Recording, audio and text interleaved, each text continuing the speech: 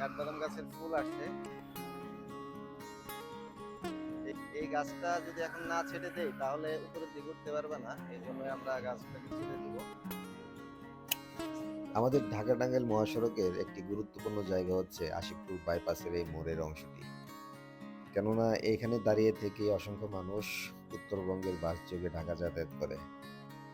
আর রাস্তা সংস্কার করার কাজের পরেও এর এমন গুরুত্বপূর্ণ পয়েন্টগুলোতে সরকার কর্তৃক বৃক্ষরোপণ করার কথা থাকলেও কিন্তু বন্ধুরা কোনো রকমের বৃক্ষরোপণ তারা করেনি। আর এই চিন্তা করে আমরা এখানে কাঠবাদাম গাছ লাগিয়েছি। কাঠবাদাম গাছ যেহেতু ছায়া প্রদানকারী এবং ছাতা আকৃতির একটি গাছ, আমরা চিন্তা করেছি এখানে যদি কাঠবাদাম গাছ লাগানো যায় তাহলে আশেপাশের মানুষ বা এখানে যারা বাসের জন্য ওয়েট করে তারা এই গাছের নিচে দাঁড়িয়ে রেস্ট নিতে পারবে।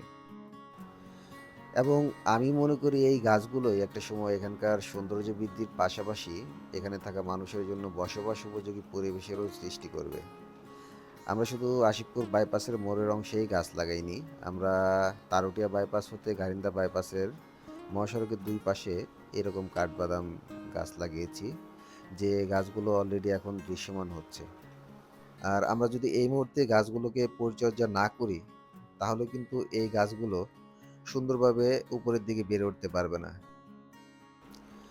আর এজন্যই আমরা প্রচেষ্টা চালিয়ে যাচ্ছি যেন গাছগুলো সুন্দরভাবে উপরের দিকে বেড়ে উঠতে পারে এবং একটা সময় যেন এই গাছগুলোই আমাদের পরিবেশের জন্য ভূমিকা রাখতে পারে।